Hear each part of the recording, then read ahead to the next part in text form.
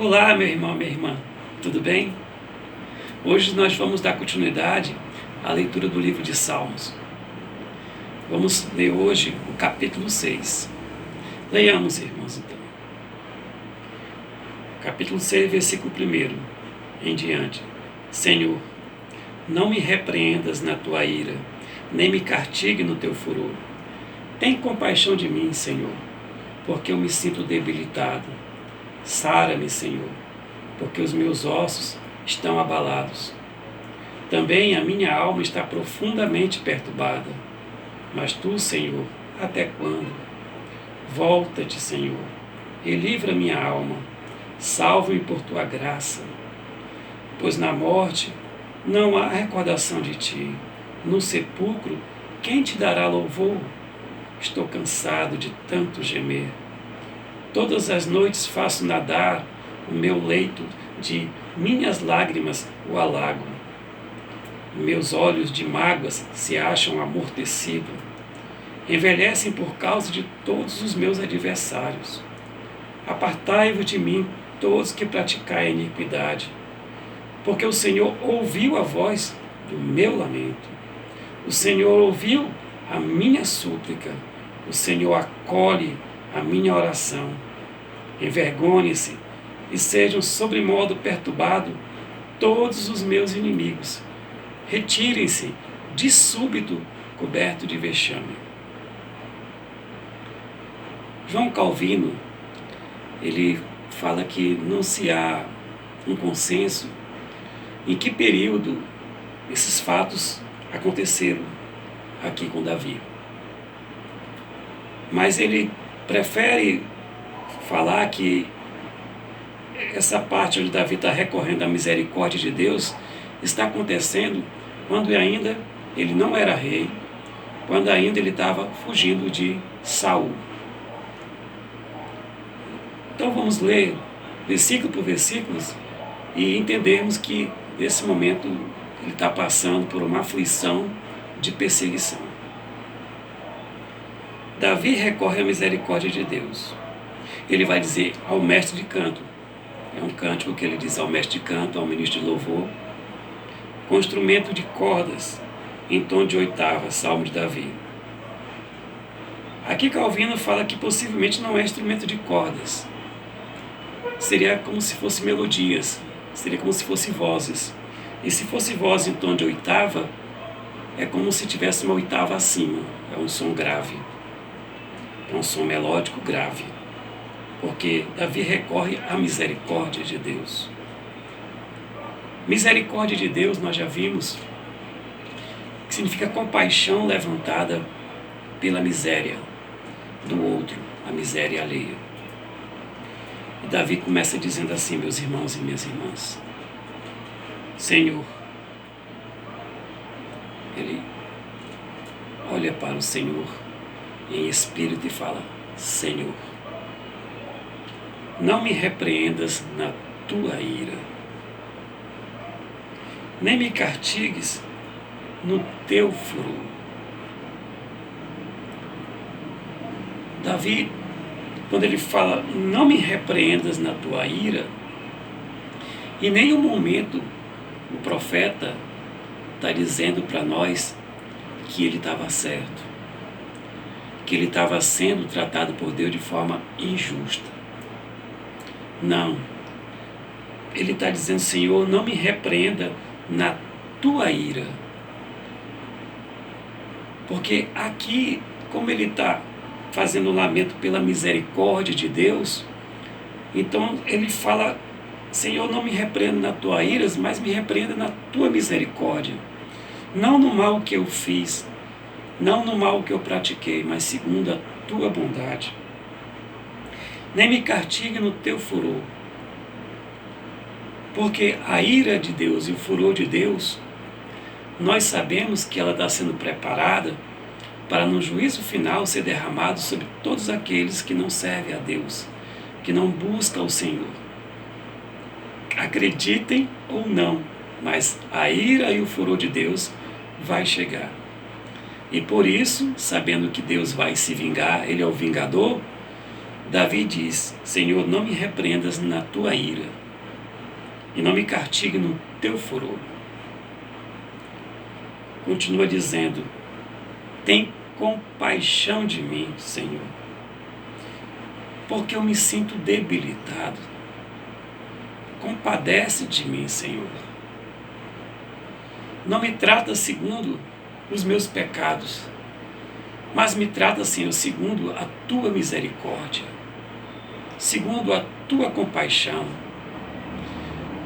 Senhor, ele diz: eu não quero aqui que o Senhor deixe de me corrigir, não, porque o Senhor é meu Pai e eu cometi o erro.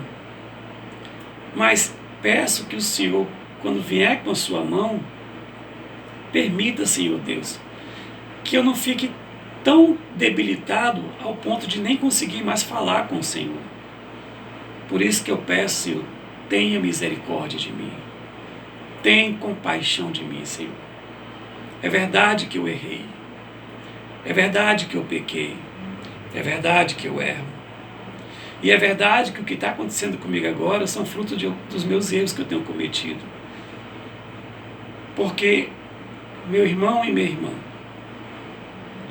quando nós éramos corrigidos pelos nossos pais, ou fosse com chinela, ou fosse com a mão, ou fosse com alguma coisa que o pai ou a mão tinha na mão, nós não poderíamos, de forma nenhuma, achar que a chinela, ou então o que ele tivesse na mão, é que estava nos corrigindo. Não, quem estava corrigindo era o nosso pai ou a nossa mãe, mas para o nosso bem, para fazer com que nós fiquemos no caminho de novo.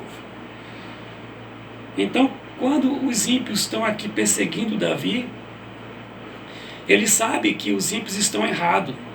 Ele sabe que os ímpios desejam matá-lo, destruí-lo, mas também sabe que eles estão sendo usados como chinela na mão do Senhor para corrigi-lo. Como é difícil nós entendermos isso, meus irmãos e minhas irmãs. Geralmente, quando estamos passando por uma circunstância onde estamos sendo fustigados, onde estamos sendo acossados pelo ímpio, nós olhamos para o ímpio e nós dizemos: Senhor, me livra desse ímpio. E começamos talvez até a querer levantar algumas palavras que são palavras que não farão bem enquanto nós sermos cristãos. Palavras pesadas para eles. Enquanto, na verdade, nós não queremos entender que naquele momento estamos sendo corrigidos por nosso Deus. E é isso que Davi está nos ensinando aqui, que embora ele estava passando pelaquela aflição, ele estava sendo corrigido pelo pecado que ele tinha cometido. E ele vai dizer assim: porque eu me sinto debilitado, sara-me, Senhor, porque os meus ossos estão abalados. Ele não falou a minha carne está dolorida. Ele falou a estrutura que segura o meu corpo, meus ossos, eles estão temendo, estão debilitados. Eles estão tremendo diante do Senhor. Porque os meus ossos estão abalados. Também a minha alma está profundamente perturbada. Se a estrutura dele, de Davi, estava abalada ou debilitada, também a alma dele também estava profundamente abalada. Também a minha alma está profundamente perturbada. Ou seja, ele já está sem ânimos, ele já está desanimado. Alma no latim, ânimos. Ele já está desanimado, Senhor. Eu já estou sem ânimo, estou desanimado, estou sem alma. Porque eu estou completamente, Senhor Deus, aflito. E ele vai falar: mas tu, Senhor, até quando? Até quando, Senhor, irás pesar a mão sobre mim? Até quando, Senhor Deus, irei passar por esse castigo? Porque os meus ossos já sentiram e eu estou já desanimado, Senhor. Até quando?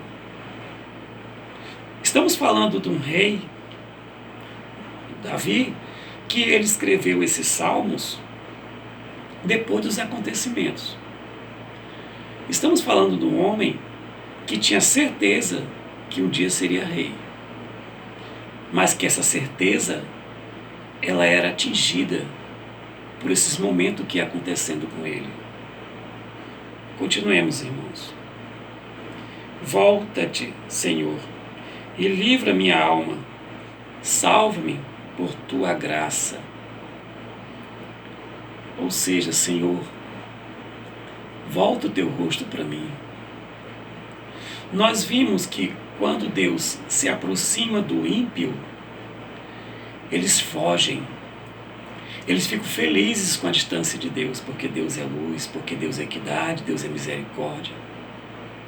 Nós não. Nós, quando o nosso Deus se aparta de nós, se afasta um pouquinho de nós, nós sentimos a necessidade de Deus.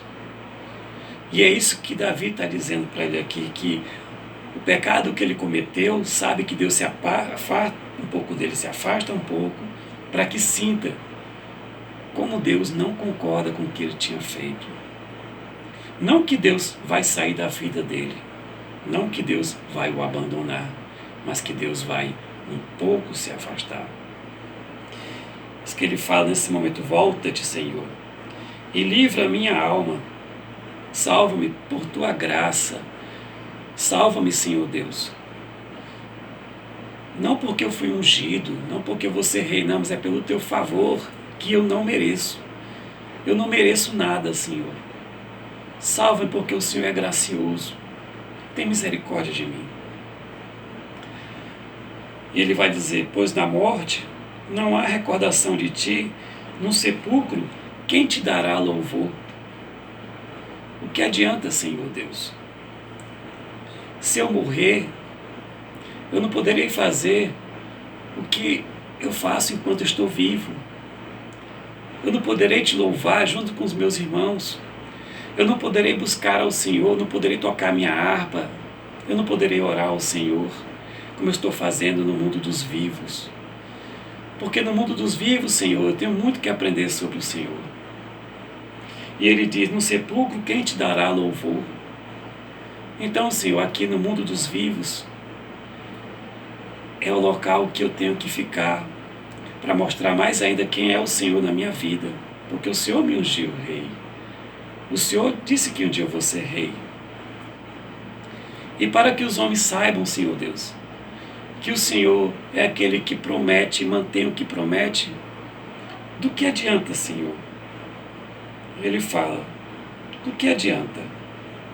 Pois na morte não há recordação de ti, no sepulcro quem te dará louvor? Do que adianta, Senhor, eu ser morto? Por isso abranda a tua mão, tem misericórdia de mim. Ele diz: estou cansado de tanto gemer. Ou seja, Senhor, o Senhor já sabe das palavras que eu digo, e até os meus gemidos o Senhor conhece. No Salmo 139 ele vai dizer: Senhor, tu me sondas e me conheces. Sabe meu pensar e meu deitar. De longe penetras os meus pensamentos. Então ele está dizendo: Senhor, eu estou gemendo. Estou cansado de tanto gemer. Todas as noites faço nadar o meu leito. De minhas lágrimas o alago. Davi, nesse momento, meus irmãos e minhas irmãs, como ele está passando por uma aflição muito grande, e ele escreveu esse cântico para ser entoado, ele colocou algumas palavras que são simbólicas. Nós chamamos de umas hipérbole. Ele está sendo hiperbólico. Ele está dizendo palavras como para poder nós entendermos o sentido do que ele está passando. Exemplo de hipérbole é quando a pessoa fala que está morta de fome, e ela não está morta não, mas a pessoa está com muita fome. Então é assim que ele está dizendo nesse momento aqui. São palavras que simbolizam o seu sentimento quando ele fala: estou cansado de tanto gemer, todas as noites faço nadar no meu leito. Ou seja, É claro que aqui, muitas noites ele tem passado por tristeza, mas não tem como ele ficar nadando nas lágrimas. Apenas ele está dizendo que o sentimento dele, se ele pudesse desenhar, seria como se ele estivesse dentro do mar, se afogando, e essas águas desse mar fossem as lágrimas dele. No Salmos 42 ele vai dizer a mesma coisa, quando ele fala: as minhas lágrimas têm sido meu alimento, enquanto de dia e noite me perguntam onde está teu Deus. Meus olhos de mágoas se acham amortecidos, envelhecem por causa de todos os meus adversários, os olhos inchados. E Davi estava chorando de verdade. Porque os adversários que acorçavam Davi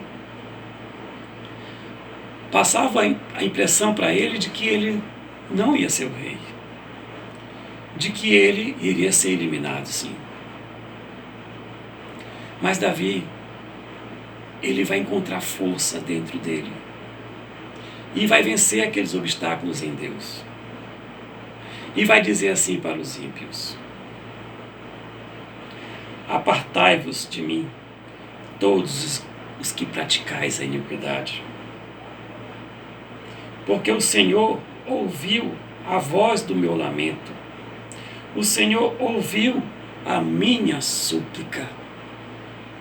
Vós que não amais a equidade, não amais a justiça, não amais a fé, não tens esperança, não tens amor, apartai-vos de mim, para longe de mim. Porque o Senhor, ele diz, irmãos e irmãs, o Senhor ouviu a voz do meu lamento. A voz, veja, é como se ele dissesse: Senhor ouviu a voz do meu lamento. O Senhor escutou, percebeu o gemido, a dor e o apertar no meu peito, escutou a voz do meu lamento. Meu irmão e minha irmã, pela situação que nós estamos passando hoje, no Brasil e no mundo, por essa pandemia, que nós estamos perdendo os familiares, amigos, parentes, irmãos, que nós oramos por eles, mas temos que saber que o Senhor, nesse momento de dor, de aflição, Ele escuta a voz do nosso lamento. Nunca, nunca, nunca deixemos, meus irmãos e minhas irmãs, de acreditar nisso, que Deus escuta. Ele vai lá no nosso coração, Ele vê quando ela passa gemendo na garganta, Ele escuta a voz, e a voz com lamento, os gemidos. E Ele diz para ele: apartai-vos de mim, vós todos, porque o Senhor ouviu minha voz e o meu lamento. O Senhor ouviu minha súplica. E Ele ainda diz: o Senhor acolhe a minha oração. O Senhor pega, guarda e guarda para si a minha oração. E Ele continua: envergonhe-se e seja sobre modo perturbado todos os meus inimigos. Ou seja, Senhor, que eles percebam que o Senhor me ungiu, que eles sejam perturbados, que eles errem, Senhor Deus, as coisas que eles intentam contra o teu santo ungido. Todos os meus inimigos, porque nós sabemos, bondoso Deus, que todos os meus inimigos também são os teus inimigos. Porque quando eles querem me derrotar, eles querem derrotar o Senhor. E como eles não têm como te derrotar, Senhor Deus, envergonhe-se-lhes. Sejam sobre modo perturbados. Eles fiquem atônitos. Como é que ele saiu dessa? Como é que ele escapou dessa? Estava certo que ele ia morrer agora, Davi. Não tinha para onde ele fugir. Fizemos todas as formas. Cercamos por todos os lados. E como é que Davi conseguiu sair dessa forma? Quem avisou a ele? Ou por onde ele fugiu? E para finalizar, meu irmão e minha irmã, vamos ler quando ele diz assim: retirem-se. Aí ele diz assim: de súbito coberto de vexames, retirem-se, e de súbito, ou seja, rapidamente. Esse de súbito, eu queria finalizar com os irmãos e com as irmãs dizendo que, às vezes, parece que o tempo acabou para mim e para você. Parece que não tem mais jeito. Nós olhamos para cima, olhamos para baixo, olhamos para um lado, olhamos para o outro, e parece não ter mais jeito. Mas, meu irmão e minha irmã, Davi está nos ensinando aqui que quando não tem mais jeito, que quando todas as forças dele foram gastas, que quando toda a esperança dele possivelmente acabou, de súbito o Senhor reage. Rapidamente, é um advérbio muito rápido, de súbito, rapidamente, o Senhor aparece do nada, como um relâmpago. Assim Ele nos salva e nos guarda, porque esse é o nosso Deus. É um Deus de esperança, é um Deus de fé, é um Deus de amor, Deus de misericórdia. Que Deus nos abençoe, nos guarde e que nos proteja, em nome de Jesus. Amém, meus irmãos e minhas irmãs.